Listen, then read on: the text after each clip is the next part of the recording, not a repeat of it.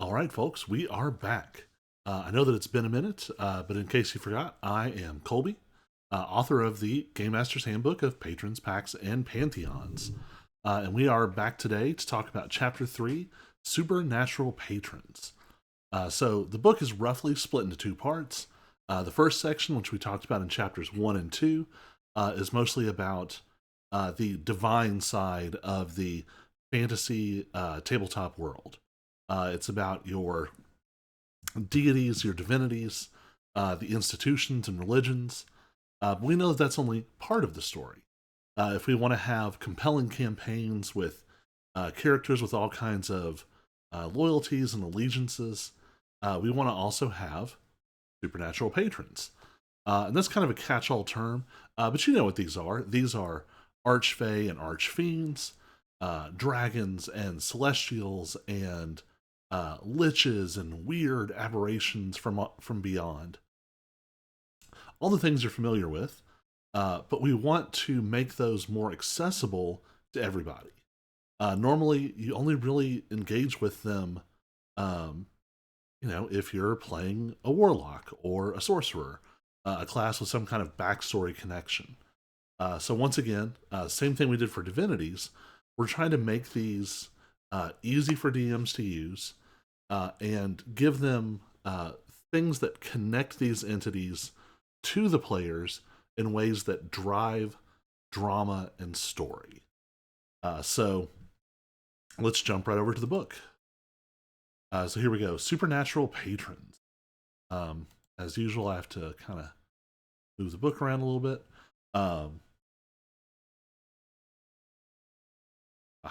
Centering. So this is beautiful art once again from Luke Eidenschink.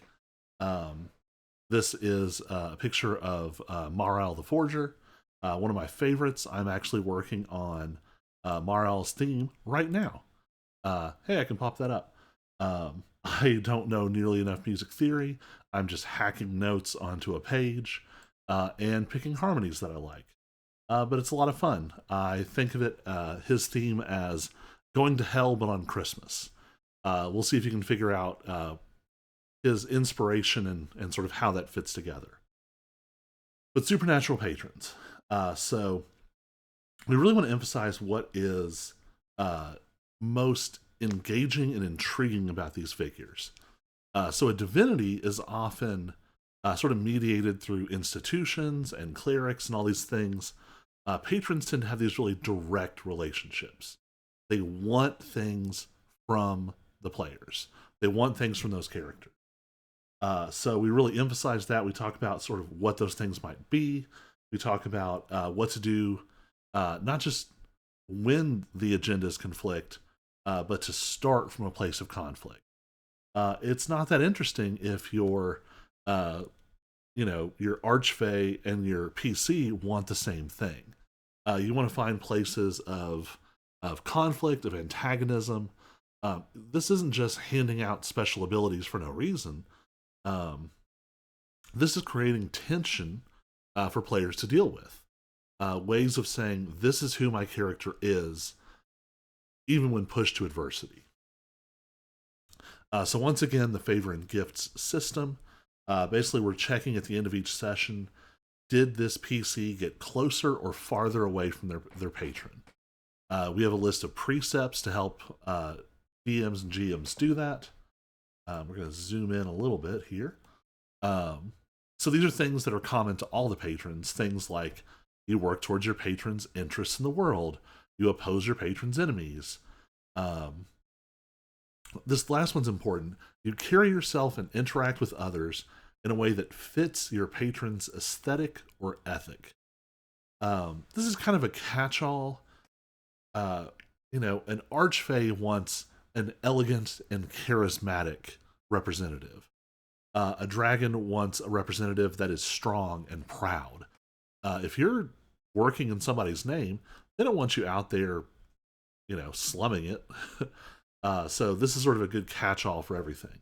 And of course, the same thing with things that decrease favor. If you're screwing up their interests in the world, you're working with their rivals. If they ask you to do things and you don't, if you cause harm to them or their servants, or you just flat out deny them. So getting into more of our structure here, this section is broken down by the kind of patron. So loosely, this maps a little bit towards warlock patrons, but you can see we use some different categories and places. So we have celestials, and again, we kind of summarize examples of celestial patrons. We talk about what the DM is going to want to do as a celestial patron, and then they have their own unique favors and gifts over here. So yeah, a celestial wants you to be nice, be charitable, to fight evil, to resist temptations. They don't want you to work with evil things. They don't want you to use underhanded means or exploit people. And if you keep to those, you'll gain favor. And what does favor get you? Gifts. So once again, there's one for each sort of tier of play. If you have at least 3 favor, the gift of radiance. You get the light cantrip, but very appropriate for a celestial. Instead of casting it on an item, you can basically create a halo above your head. It's very flavorful, again, very aesthetic, but also has some mechanical benefits. You're not having to attach this to an item. You're not carrying an extra torch.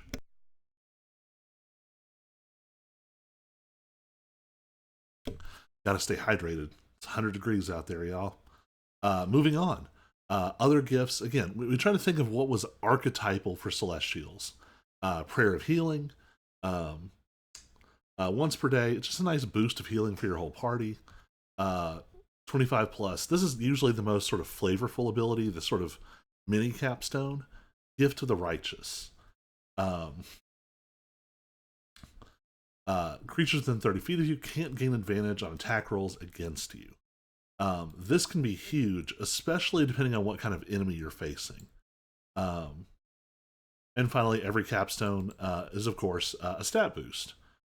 These sort of parallel the tomes, or the manuals, I should say, that let you improve those. Now, let's look at some specific supernatural patrons. So we'll talk more about this later, but every category of patrons, like our divinities, I aimed for sort of classic patrons. Patrons that, if you want an angel, this is a very angelly angel to use.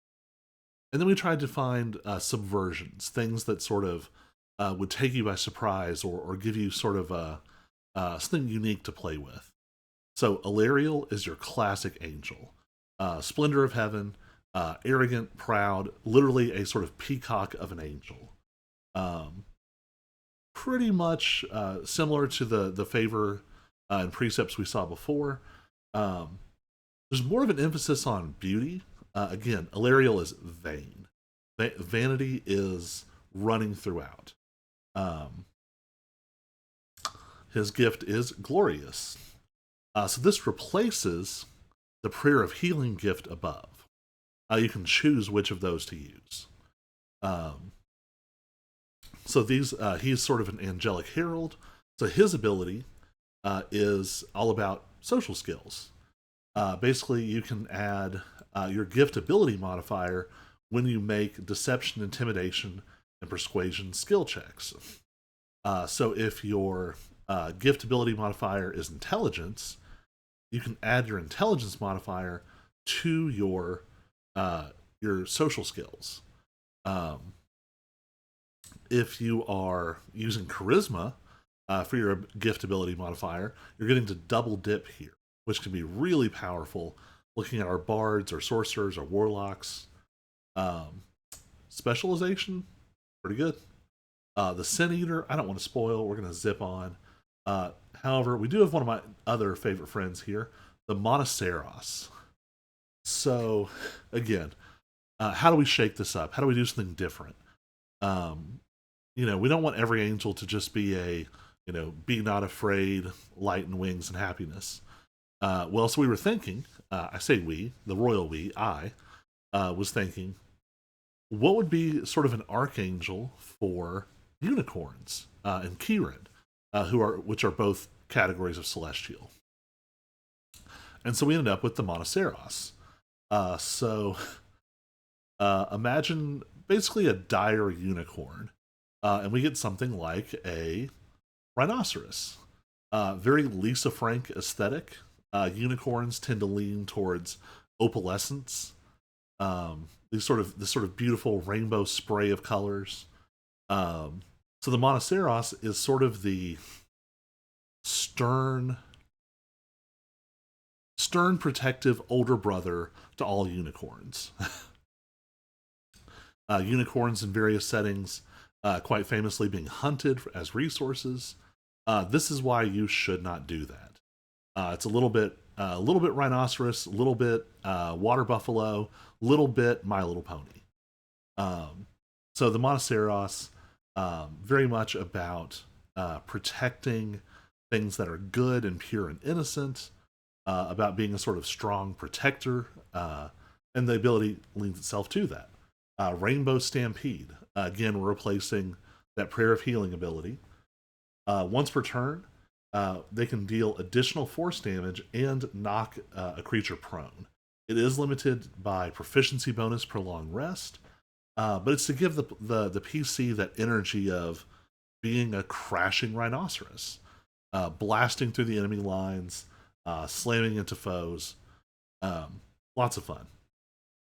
Just looking at some of our categories, we have, of course, our dragons, eldritch powers. That's sort of a catch-all for your Cthulhu crowd. But there's some other stuff snuck in there. Elemental patrons. That's, primordial forces. Of course, the Archfey. Lots of fun Archfey. We'll talk more about some of my favorites once the book is out.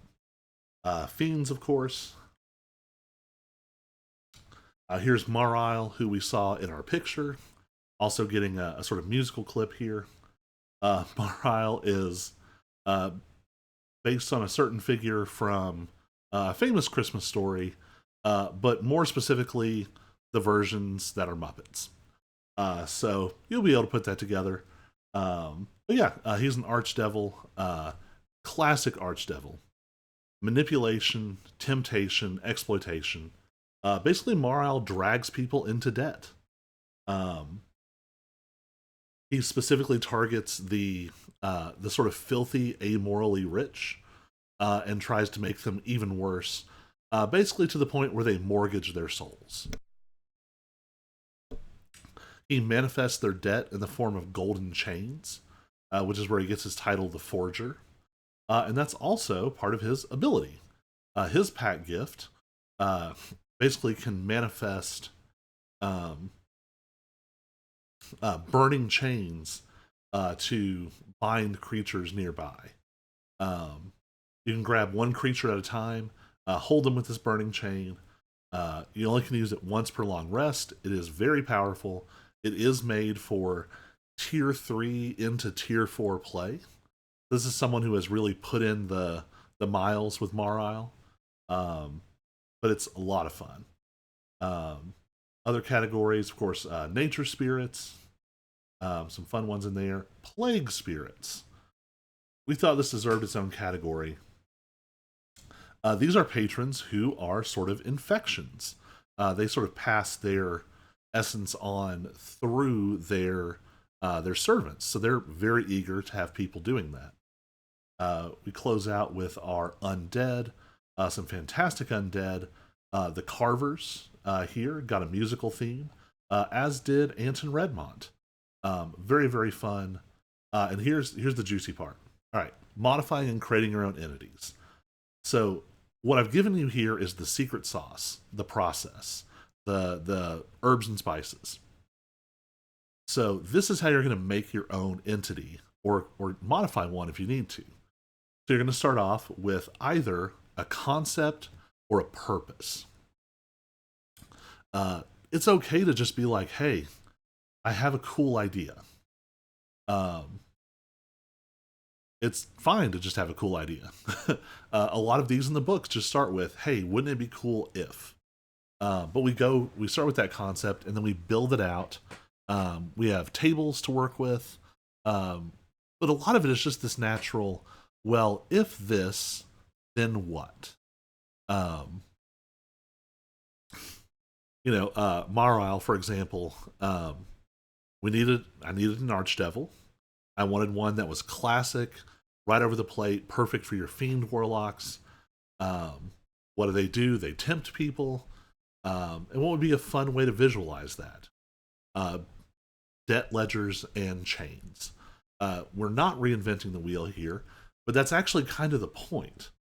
We talk about this expectation and subversion. This is where I'll close out the chapter. Whoop. Goes back to our cover here. So expectation and subversion are two dials that you are constantly messing with as a DM. You never want to lean too hard one way or the other. If you have nothing classic, none of the sort of tropes and archetypes, if you don't use any of those, a lot of times your players are going to end up disappointed. They come to this game for the tropes. You play a fantasy game because you want some dwarves and elves and dragons and magic and knights and swords. You play cyberpunk for body modifications and dystopian future tech. You play vampire for the pathos, for the zealous hunters and the manipulative vampires. They're cliche, they're stereotype, but that's part of the point. Players want some of that. It puts structure to the world. It gives them familiar things to engage with.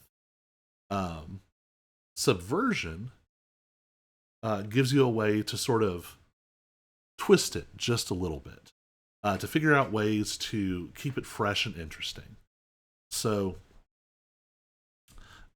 if every single demon in your whole world is actually a nice and misunderstood guy, demons quit kind of being as interesting. If they're all something unique and different, it just doesn't mesh quite the same way. But if you have a field of chaotic and evil and tempting demons and devils, and then you put out one that is something different, one who is maybe very thoughtful and kind for some reason, that gets players' attention. Any dragon can hoard gold or power or magic. Show your players a dragon who is hoarding books. Now they're curious. That's different. That's odd. And you're always kind of going back and forth with this. Some folks really like bizarre stuff. We think of a setting like Spelljammer, which is just all about crank it to 11, do every weird thing. But then we have some of the classics like Greyhawk, Forgotten Realms, which are much more like paint by numbers, by the book. So it's the duty, the task of every DM to figure out how to balance those. Well, we have covered Chapter 3. Chapter 4 comes back with Pacts, Oaths, and Bargains. This is really important. It's a lot of fun. We'll probably get that out next week. But basically that looks at how these relationships with these patrons get formed. So if you ever want to know, like, what does it mean for a character to make a deal with the devil or to make a bargain with a fae, come back and check that out. We'll hopefully get that out next week. Also, don't forget the pre-orders. Since the last video, we've had a massive update on pre-orders. We'll go full screen here. If you have pre-order confirmation, email info@topicsmedia.com. Just send them proof of your pre-order. They will send you our bonus chapter. I bullied my editor and my PR people. They are too nice and too kind. And I said, hey, what if I wrote more book? And they said, well, I guess it can be an incentive. So this is fully laid out and produced, just like the main book. But it's a whole extra chapter of more patrons, more divinities, and a magic item with a special devotion mechanic for every single patron and divinity, including the bonus ones. So this gives you a great big library of magic items to help flesh out your campaign. And I'm also just posting lots of cool stuff to social media. The big thing recently has been patron themes. I've been putting together some musical themes. We have a fun little sort of sweet and melancholy little number for the Carvers.